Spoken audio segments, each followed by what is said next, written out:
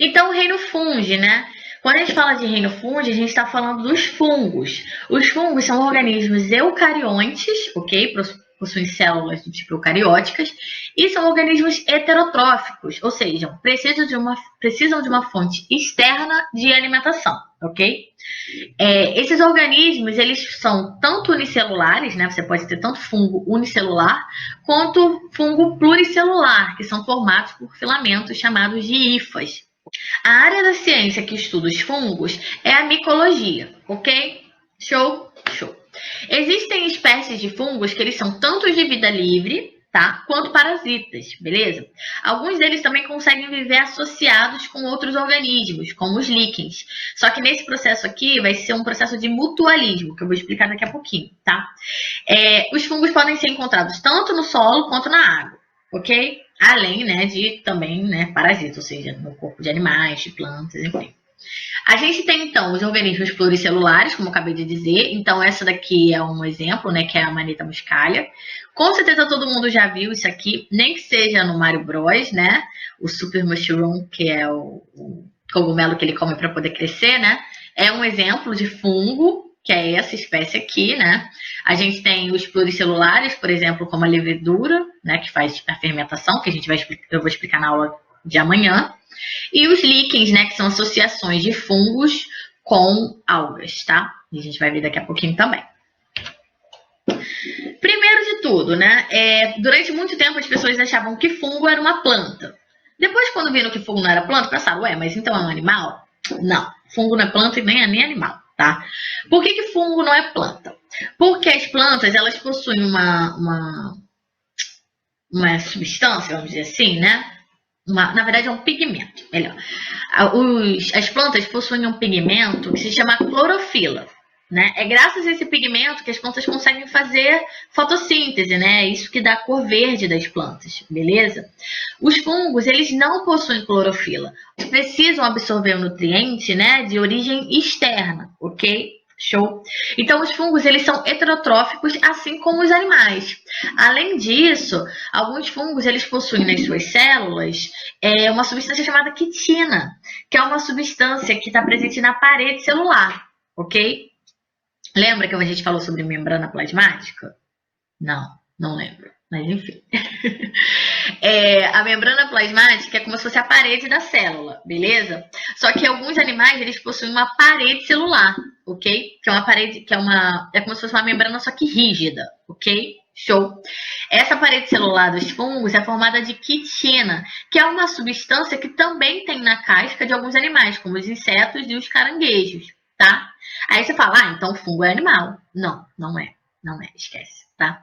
O fungo, ele tem características tão próprias que foi criado um reino somente para ele, beleza? Então o fungo não é planta e nem é animal. Tranquilo? Show? Beleza. Então, como que é a estrutura dos fungos, né? Quando o fungo não é unicelular, obviamente. O fungo pluricelular é formado pelas hifas, tá? As hifas, elas são essas células aqui bem alongadas, né? Que formam grandes filamentos, beleza? Essas hifas, elas vão formar, então, o micélio, que é a parte que a gente não consegue ver do fungo, tá? E ela forma também o corpo de frutificação, que é a parte que a gente consegue ver do fungo, beleza?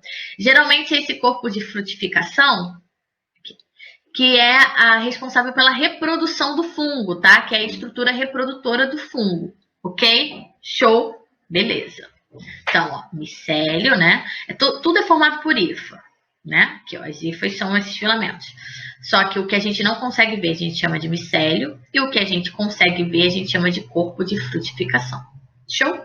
Show. Aqui ele está falando sobre os esporos, né? Os esporos são as estruturas de dispersão, né? São como se fossem as sementes para reprodução. Aqui a gente chega numa parte muito interessante, que é o bolor de pão, né? O bolor de pão a gente só consegue ver quando ele está em estágio de reprodução, né? Por quê? Porque aí ele forma esses corpos de frutificação, né? Que liberam os esporos, ok? Beleza? Show? Tá vendo?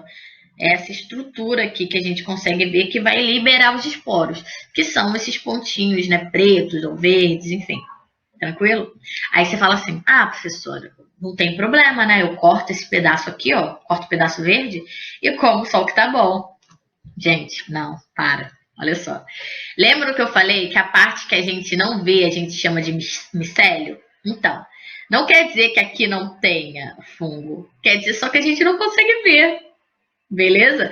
Ou seja, a gente não consegue ver o micélio, que são como se fossem as raízes, tá? Não são raízes, tá? Mas seriam como, né? Se fossem essas estruturas dos fungos, beleza? Então, se você não tá vendo o fungo, não quer dizer que não tem. Só quer dizer que ele não tá no estágio de reprodução dele, ou seja, ele ainda não formou o corpo de frutificação, no caso de algumas espécies, beleza? Tá? Show? Tranquilo? Beleza. Tá, e como que é a reprodução, então, dos fungos, né? Os fungos, eles podem ter reprodução assexuada ou sexuada, tá? Ok? No caso da reprodução assexuada, a gente tem, na verdade, os dois tipos de formação de esporo, tá? Mas vou falar um tipo só, vou simplificar.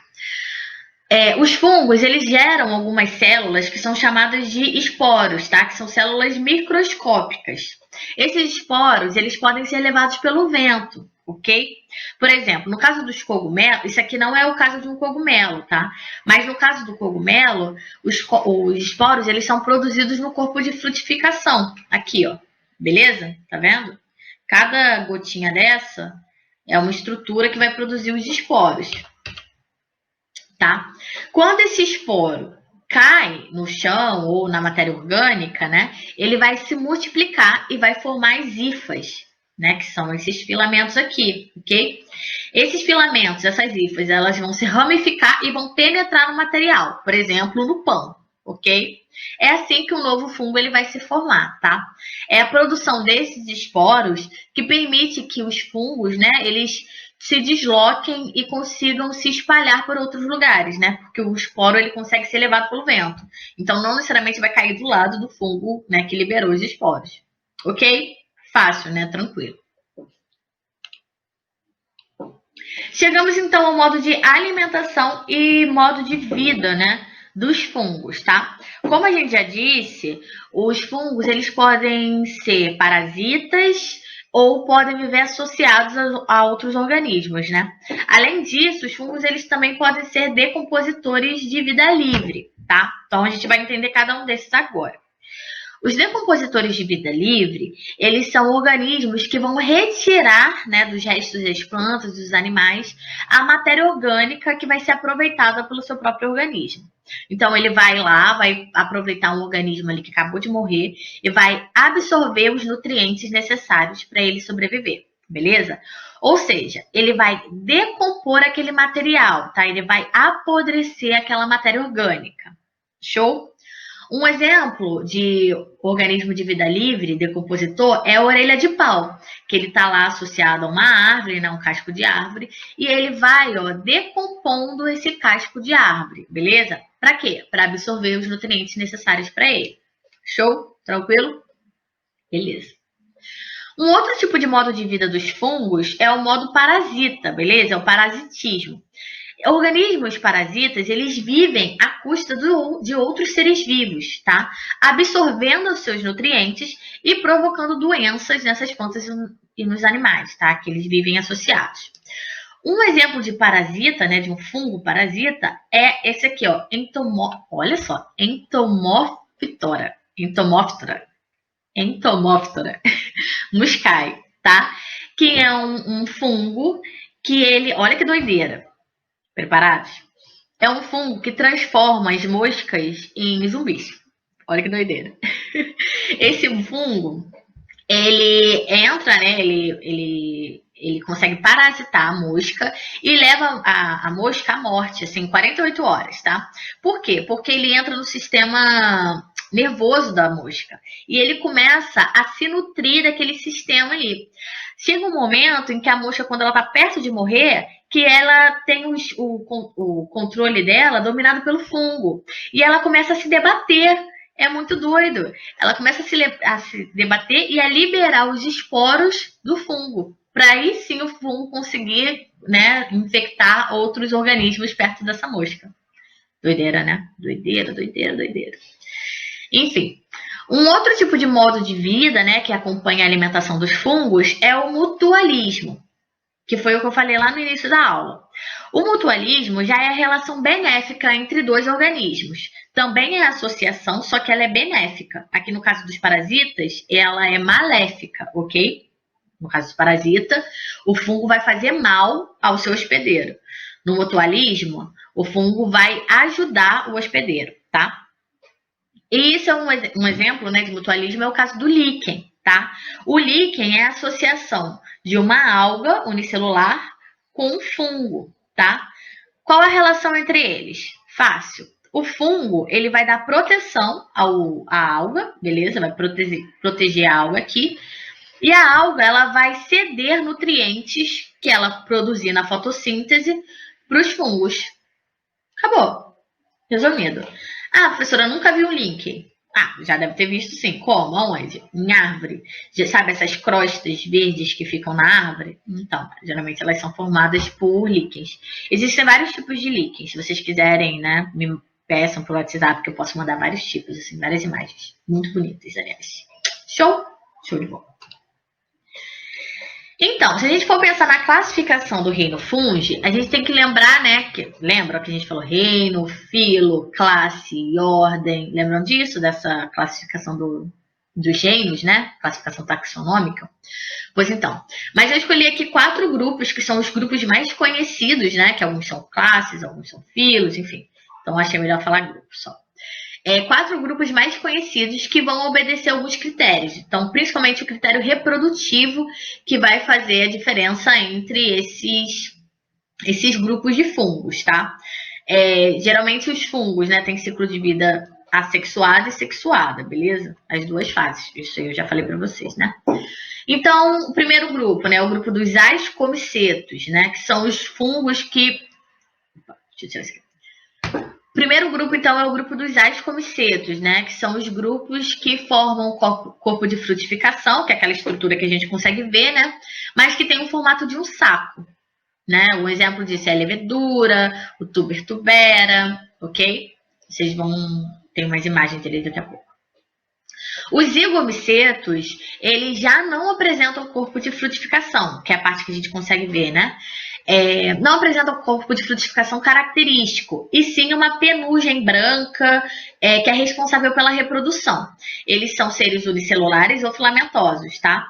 Exemplo, é o bolor, o mofo. Aí você vai falar, professora, mas a penugem do mofo do pão é verde, é preta, não é branca. Sim, né? Porque tá cheio de esporos, né? Que é o que dá a cor daquela penugem que quando você tem um mofo, um bolor, né? Basidiomicetos, né? Os basidiomicetos são fungos filamentosos com hifas, né? Que formam o clássico corpo de frutificação, que é o cogumelo, né? A orelha de pau, que é aquela bem característica zona, né? E tem então os deuteromicetos, tá? Os deuteromicetos são os fungos imperfeitos, também podem ser chamados assim, porque eles são fungos filamentosos que não possuem fase sexuada. Ah, professora, não possuem? Com certeza não possuem? Então, não é bem assim, né? Não é que eles não possuam, é que não foi encontrada a fase sexuada. Caso a fase sexuada seja encontrada, aí ele pode ser classificado em outro grupo. Então, um exemplo é o Candida albicans, né? Candida albicans, ele era considerado como deuteromiceto, né? Depois, né, ele foi reclassificado para ascomiceto, né? Depois que foram encontrando as características distintas dele para conseguir inserir dentro dos ascomicetos. Ok? A Candida albicans, a gente vai falar mais amanhã, né, sobre a relação do fungo com a sociedade, mas a Candida albicans é a que causa candidíase nas mulheres, beleza? Então, alguns exemplos, né, imagens dos fungos. Então, a gente tem dentro dos ascomicetos, né, esse tuber tubera, né, que é a trufa, né? Quando a gente fala em trufa, a gente pensa logo em chocolate, né? Mas a trufa verdadeira, na verdade, não é chocolate, não, é um fungo, tá? E custa caríssimo, absurdamente caro. Um exemplo mais clássico do ascomiceto é esse aqui, ó, tá vendo? Que formam os ascos, né? Que são os sacos. Diferente dos basidiomicetos, que não formam esses sacos para a estrutura de reprodução. A estrutura de reprodução fica aqui embaixo, tá vendo? Nesses filamentos aqui, ó. Então, basidiomicetos, que são os cogumelos clássicos. Os zigomicetos, né, que formam os morfos e bolores, né, que é um exemplo no morango, né. E os deuteromicetos, que são esses fungos imperfeitos, que eu usei o exemplo da Candida albicans, né. Então, a gente tem aqui a Candida albicans com os seus filamentos. Acabou. Beleza? Então, amanhã a gente continua falando sobre fungos e a relação com a sociedade. Então, até amanhã. Tchau.